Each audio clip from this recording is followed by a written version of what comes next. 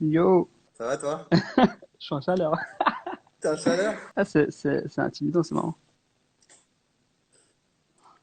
Je savais pas ça. Oh, Je te on va, propose un Romalet, genre je vais pas parler, puis comme ça ouais, ok. on va voir combien de On temps on va fait un rester roi du comme ça, silence ouais. si tu veux. Cayentan, Guganantan, Yep. dis-nous qui tu es. Alors, bah, du coup, je m'appelle Kayantan Guganantan et je suis un réalisateur autodidacte. Quand tu dis autodidacte, pour toi c'est quoi autodidacte? Autodidacte, c'est-à-dire que du coup, j'ai pas suivi de formation, donc scolaire voilà, ou privée.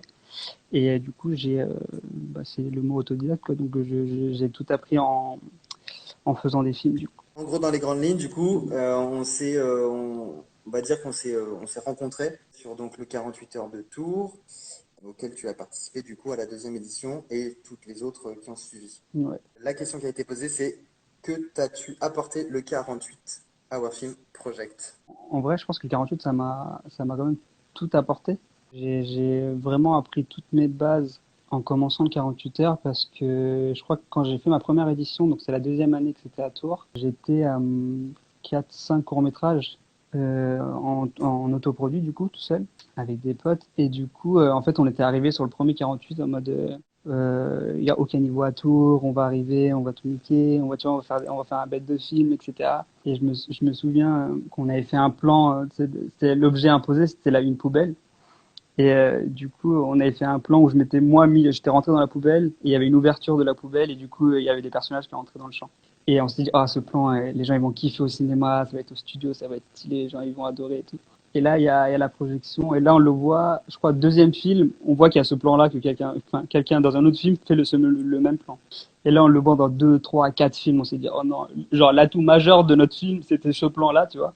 Et en fait, on s'est dit, bah, en fait, on n'est rien du tout, tu vois. Et du coup, j'étais sorti avec une grosse claque sur ce 48-là. En tout cas, je suis rentré dans un mood, en fait, non, faut que j'écrive quelque chose, faut que je fasse un autre film parce que je peux pas rester sur ça, etc. La deuxième année, on l'a pas rendu à l'heure, du coup. Donc, première, on arrive comme si on allait tout péter, en fait, finalement, rien du tout. Deuxième année, je le rends en retard. Et du coup, bah, c'est la troisième année où, bah, du coup, on gagne le prix du meilleur film. Donc là, en soi, c'est une consécration parce que du coup, ça faisait 3 ans, ça faisait 4 ans qu'à l'époque que j'avais commencé les filles à faire des courts-métrages. Donc, tu sais, au bout de 3 ans, tu fais une compétition, tu dis, t'arrives à gagner le prix du meilleur film. Donc, bah, c'était une petite consécration. Et donc, ouais, je pense que, en fait, c'est un exercice pour tous ceux qui commencent, qui n'ont pas d'expérience, bah, qui n'ont pas suivi forcément le cursus, où bah, tu apprends à juger de quoi tu es capable aussi, tu vois. Dans le cas du 48 heures, le matériel, il n'a rien à voir. Si tu as la bonne histoire, la bonne équipe, je pense qu'en général, ça le fait bien. En fait, ça a été mon école à moi, je pense. Effectivement, je me souviens très bien de cette fois où tu l'as pas rendu et moi, j'ai ce souvenir où tu avais les deux mains posées comme ça Ouais, autour de l'ordi, et puis tu avais la tête baissée dans l'ordi. Et je dis, ah, c'est chiant, il va pas le rendre, c'est con. Effectivement, c'est pas bien de se dire, c'est pas grave, le son est pas bon, on peut quand même le rendre. Donc, ce que tu as fait, en fait, c'est super parce que finalement, ouais. c'est une grosse considération pour le son et c'est hyper important.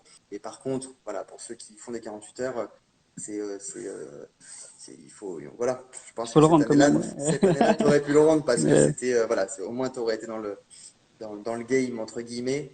Te revendiquerais-tu plutôt réal technique ou plutôt directeur d'acteur?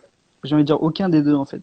Pour ceux qui ont regardé mes courts-métrages, en général, il y a rarement, tu vois, de travelling, soit de mouvement grue ou tu vois, de choix techniques, que ce soit Je à vais, l'image ou, enfin, à la lumière, dans les mouvements, etc. C'est rarement hyper sophistiqué, en tout cas. Et pourquoi pas plus directeur d'acteur? Parce que en fait, je me suis rendu compte que je laisse beaucoup de liberté aux comédiens. En fait, en fait, je suis souvent sur le moment présent de la scène, mais je pense que le choix principal que je fais sur le tournage, c'est la liberté aux comédiens.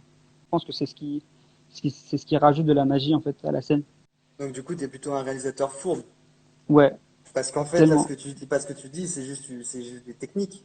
Pour t'avoir vu bosser aussi, tu laisses beaucoup de place à l'improvisation et à la Ouais. spontanéité, à l'impulsion. Dans Pirate, un Mhm. court-métrage que tu as réalisé, à un moment, parce que tu dis que t'es pas un réel technique, mais ça, c'est quand même un Mhm. plan qui, Ouais. pour moi, prend un sens incroyable. Et tous ceux qui n'ont pas vu Pirate, foncez le voir, c'est un super court-métrage. Et à un moment, bah, du coup, bon, je vais pas trop le dire, mais bon, voilà, tu uses d'un procédé technique avec ta caméra qui nous embarque dans l'histoire. Donc en fait, t'es un peu quand même un Ouais, je réel pense. technique. En fait, c'est technique un demi, tu vois. Et en fait, moi, je m'attache tellement bah, à la cam épaule où en fait, je vis le truc sur le moment et en fait, quand je sens un mouvement à droite, et bah en fait, j'ai envie d'aller voir à droite. Et le fait que j'ai la cam à l'épaule, bah ça, il y a cette liberté-là Comment trouves-tu tes acteurs? partout, par tous les moyens où on peut trouver des comédiens. Donc, ça soit en allant voir des pièces de théâtre, des conservatoires qu'il y a dans ta ville. Enfin voilà, moi du coup à Tours, j'ai pas peur non plus d'aller vers les gens, dans le sens où c'est important d'avoir ce cran-là si tu veux continuer à avancer en fait. Donc, ce qui veut dire que si on veut bosser avec toi, il suffit de t'envoyer un message par Ouais, Instagram, par Facebook, te demander si on peut prendre un café. Et puis voilà, carrément. apparemment, Ouais, ça peut peut-être avec déboucher plaisir. sur des films. J'attends les messages du coup. Pour quelle raison un réal décide-t-il de couper une scène au montage? Bah, je pense qu'il y a beaucoup de facteurs en fait. Ça peut être soit à l'image, il y a un problème, par exemple, tu te rends compte qu'il y a une lumière qui était pas bien, ou enfin voilà, même si l'histoire prime sur l'ensemble de l'aspect technique, il suffit que l'image, on n'arrive pas à synchroniser avec le plan d'après, etc. Du coup, ça marche mal. Toute la scène, en fait, elle est très mal éclairée, ou enfin, tu vois, genre, ou ça peut être sur le jeu. Donc, ouais, c'est vrai que des fois, il y a des rôles qui disparaissent complètement. Mais après, si dans la vision du réel, en fait, l'histoire elle tient et que le monteur il se dit, bah, en fait, fais-moi confiance, tu vas gagner dans le rythme du film, les spectateurs ils vont pas s'ennuyer à ce moment-là, etc. Bah, faut pas négliger, faut pas mal le prendre non plus. S'il y a des Ouais. comédiens qui sautent ou un truc de genre, ça fait partie du processus et c'est normal. Moi, je sais par exemple que quand on a terminé un film, en principe, c'est Coco, Corentin Lemerre. Lui, il fait une première version. Et donc, en fait, Ouais, sur cette première version, il a absolument aucun. ouais, il est détaché. Ouais. Vulgairement, il s'en branle. Hmm. Lui, il est détaché de tout, de l'aspect humain. Il est là sur l'histoire et il a des images, il a des personnages. Et en fait, il voit ce qui fonctionne pas. Et c'est pour ça que souvent, quand tu regardes la première version, tu dis waouh, en fait, c'est un film différent. Hmm. Ok, parce que c'est une vraie proposition.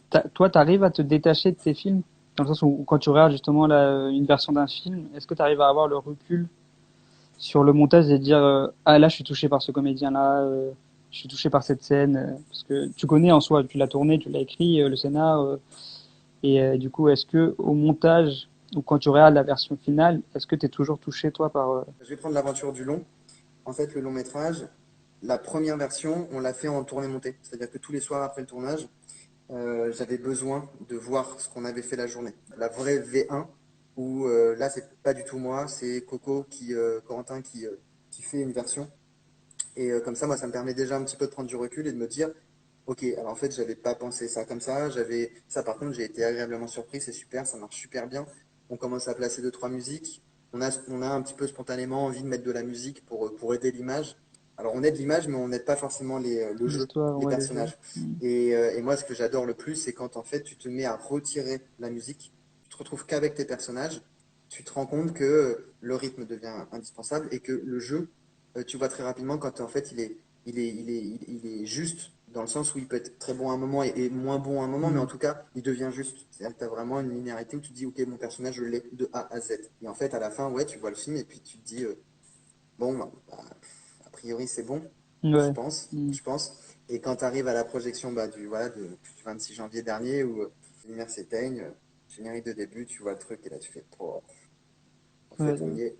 Et là, franchement, tu as l'émotion. Parce que tu te ouais. dis, OK, on a fait plein de choix qui seront peut-être contestés par les comédiens, parce que on a enlevé des séquences, donc c'est super dur à faire. Il faut vraiment pas croire que c'est facile de se dire, ouais, on supprime une séquence, Ouais, machin. c'est Donc, pas un raccourci du clavier pour ouais, enlever une scène. exactement. C'est pas ça. C'est beaucoup, beaucoup de sacrifices dans sa tête au profit de l'histoire. Parce que sinon, autant faire plaisir à tout le monde, et puis on laisse tout le monde, il n'y a pas de problème. Le seul truc, c'est que derrière, on sait très bien comment ça se passe, c'est que les gens nous reprochent le jeu de ce comédien, ou nous reprochent voilà, le manque de linéarité dans le jeu, ou ce genre de choses, ou bah tiens, le plan là, il est dégueulasse, alors que tous les travelling avant étaient parfaits. Voilà, donc c'est vraiment des sacrifices, Ouais. parce que des fois, on aime faire des choses, et puis on se dit, ouais, mais en fait, c'est un peu moins bien, ou c'est pas juste, et puis voilà. Alors, Elise qui dit, ça m'arrive souvent avec les films de Cayentan de trouver que les films soient douloureux. Ok, Bonjour alors Elise. moi Merci Elise. ouais, j'ai rajouté une petite question à la fin. Non, c'est un petit mot pour Elise Barrio. Voilà, donc Ouais. je te propose c'est de le lancer maintenant si tu as un petit mot à dire sur elle, puisque du coup, tu as taclé Non, non, mais du coup, gentiment sur je son vais être live la gentil dernière fois. parce que tu sais, attaque gentiment, mais tout le monde sait le message d'amour qu'elle m'avait mis sur le dernier, ton dernier live. C'est l'exemple parfait du comédien avec qui, enfin, ouais, des comédiens avec qui j'ai envie de bosser parce que du coup, elle est à l'écoute, elle a en fait, quand elle arrive sur un plateau, tu le sens directement. Et en fait, c'est le ressenti de tout le monde à chaque fois que j'ai pu bosser avec elle. C'est une boule d'énergie en fait. Comment choisis-tu tes équipes et collaborateurs?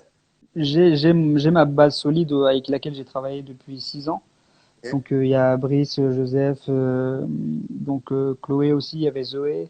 Et en fait, une fois qu'il y a même Félix aussi surtout. Et du coup, à partir du moment où j'ai cette base-là, en fait, j'essaie souvent d'amener des jeunes enfin des moins jeunes, mais des gens qui ont vraiment, qui vont me rapporter cette dynamique à chaque fois, qui va me faire retravailler en fait le fait de, ok, il y a lui, en fait j'ai envie de lui faire découvrir des choses, mais j'ai envie que lui aussi me partage des choses. Et souvent du coup je profite du 48 heures pour ça aussi en général pour ramener des nouvelles personnes en fait.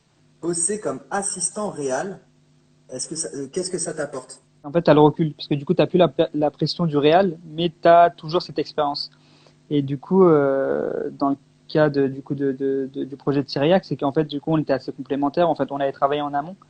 Et en fait, du coup, ce qui est bien, c'est que t'as pas la pression de tout l'aspect artistique qui va se dérouler. Tu dois juste organiser le truc.